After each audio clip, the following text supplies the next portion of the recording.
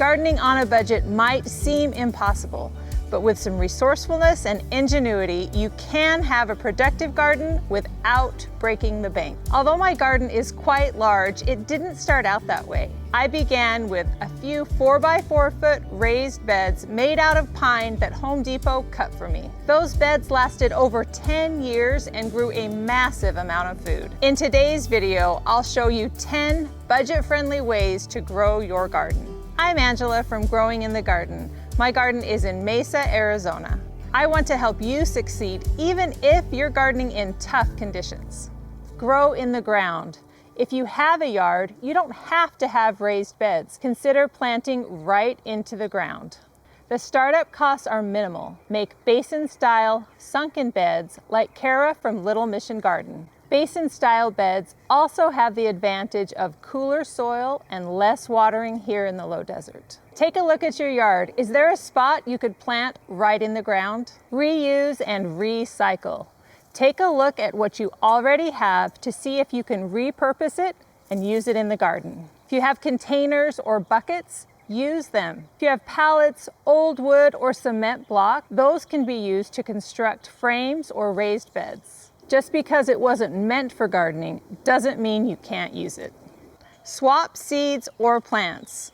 Trade seeds with friends, neighbors, and online communities. Find local seed exchanges in your area. Phoenix Seed Swap hosts many events throughout the year here in the Valley. Local libraries like mine in Mesa have seed libraries where you can check out seeds. The best part, you don't have to return them. Compost can provide everything you need to feed your garden. You don't have to spend money on expensive amendments and fertilizers. Recycle organic waste like food scraps, leaves, and grass clippings into food for your garden. Composting can be as simple as burying kitchen scraps right in your garden bed. They will break down and feed the microbes in your soil. I use in-bed vermicomposting bins, a little bit of initial startup cost, but the worms break down your kitchen scraps and create these beautiful castings. These microbe-rich castings provide all the nutrients that your garden needs without spending extra money on fertilizer. Composting isn't expensive. My city sells these bins for $5 each.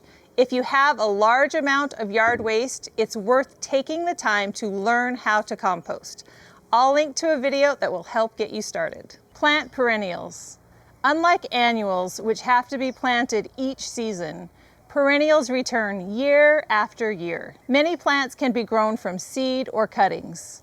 Garden centers also clear out those plants at the end of the year, and you can get them at a great price. Some of my favorite easy-to-grow perennials are asparagus, blackberries, grapes, and all kinds of herbs. Save money by growing from seed. Starting from seed is cheaper than buying seedlings or plants. Don't be intimidated by starting from seeds. Seeds want to grow. If you plant them at the right time and give them good soil, you'll be amazed as you see those seedlings pop up through the soil. Learn how to save seeds from the plants you're growing and you'll have an endless supply. One of my favorite ways to grow vertically are these $4 masonry items from Home Depot. It's called ladder mesh block, and it's a great way for plants to grow up.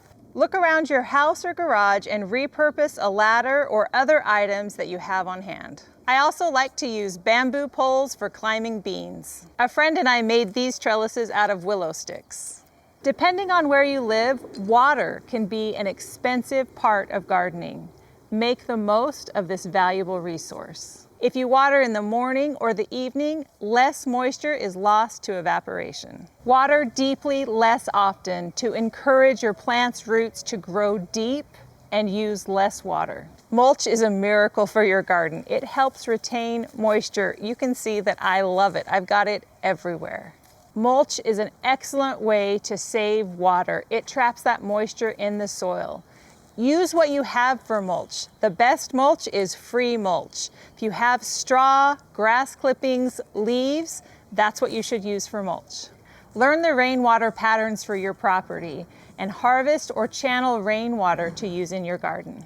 Grow high-yield crops that you like to eat. Choose vegetables that produce a lot of food like beans, tomatoes, peppers, and squash. You'll get lots of food with less expense. And if you choose foods you like to eat, there'll be less waste. Use natural pest control.